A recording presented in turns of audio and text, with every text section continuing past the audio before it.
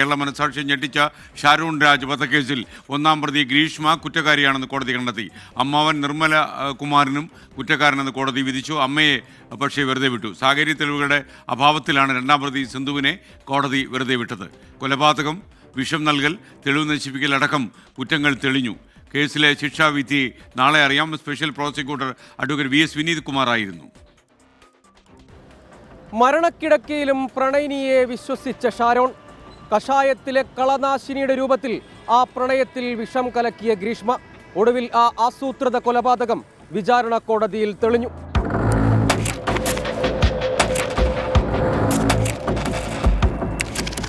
വിഷം കീഴ്പ്പെടുത്തിയ ഷാരോൺ നീണ്ട 11 ദിവസമാണ് വീട്ടിലും ആശുപത്രിയിലും അവശനായി കിടന്നത്. പ്രണയിനി ചതിച്ചുവെന്ന് ഷാരോൺ കരുതിയതേയില്ല. മരണത്തിലേക്ക് നടന്നെടുക്കുന്നതിന് തൊട്ടു മുൻപ് ICUവിൽ വെച്ചാണ് ഷാരോൺ പിതാവിനോട് ഗ്രീഷ്മയാണ് ചതിച്ചതെന്ന് തുറന്നു പറയുന്നത്.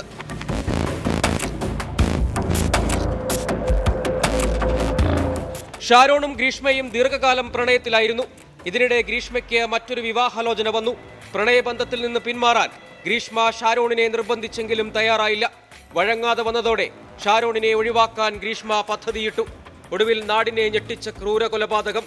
ജ്യൂസ് ചലഞ്ച് നടത്തി വിദഗ്ധമായി പാരാസെറ്റമോൾ കലർത്തിയ ജ്യൂസ് ഷാരോണിനെ കൊണ്ട് ആദ്യം കുടിപ്പിച്ചു. അരുചി തോന്നി കൂടുതൽ കുടിക്കാൻ കൂട്ടാക്കാതിരുന്നതോടെ ഈ കൊലപാതക ശ്രമത്തിൽ നിന്ന് ഷാരോൺ രക്ഷപ്പെടുകയായിരുന്നു. അത് പിന്നെ ജയിക്കുന്ന ആള് പറഞ്ഞ ഇതെന്തോന്നാണ് കളിയെന്തോന്നാണ് പറ, റെക്കോർഡ് ചെയ്യണം പറ.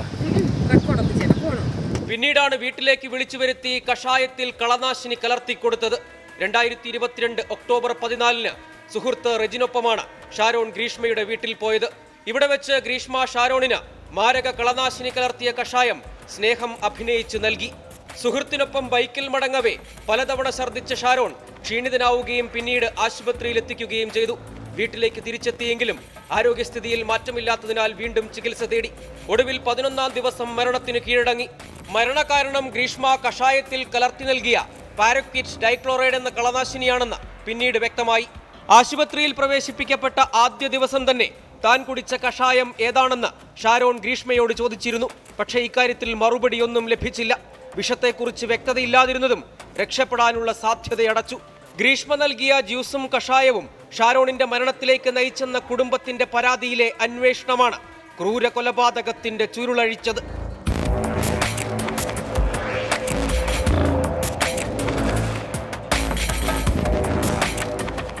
ഒടുവിൽ ഗ്രീഷ്മ കുറ്റക്കാരിയാണെന്ന് നെയ്യാറ്റിൻകര അഡീഷണൽ സെഷൻസ് കോടതി കണ്ടെത്തി.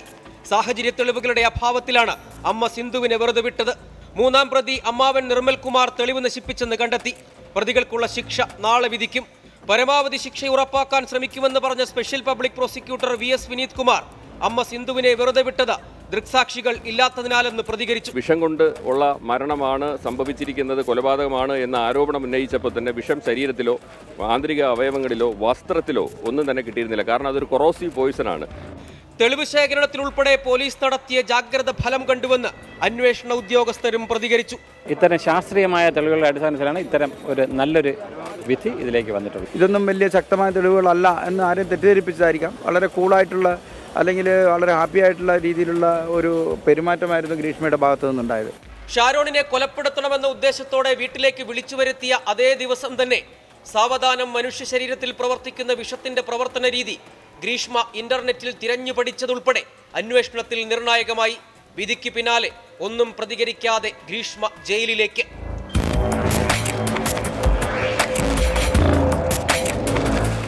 മരണമൊഴിയിൽ ഷാരോൺ ഗ്രീഷ്മയെ പൂർണ്ണമായും തള്ളിപ്പറയാതിരുന്നതും വിഷം നൽകുന്നതിന് ദൃക്സാക്ഷികളില്ലാതിരുന്നതും കേസിൽ വെല്ലുവിളിയായിരുന്നു. എന്നാൽ സാഹചര്യ തെളിവുകൾ, ശാസ്ത്രീയ തെളിവുകൾ, സാക്ഷിമൊഴികൾ എന്നിവ കോർത്തിണക്കുന്നതിൽ പ്രോസിക്യൂഷനും അന്വേഷണ സംഘവും കാട്ടിയ മികവ് കുറ്റവാളിക്ക് ശിക്ഷ ഉറപ്പാക്കി.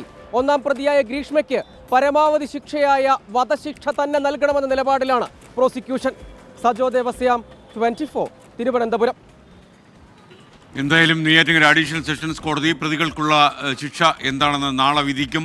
അപൂർവങ്ങളിൽ അപൂർവമായ കേസായി പരിഗണിച്ച് വധശിക്ഷ കൊടുക്കുമോ, അതോ ഡബിൾ ജീവപര്യന്തം കിട്ടുമോ, അതോ വെറും ജീവപര്യന്തം കിട്ടുമോ എന്നൊക്കെയുള്ള കാര്യം നാളെ നമുക്ക് നെയ്യാറ്റിൻകരയിൽ നിന്ന് അറിയാൻ കഴിയും.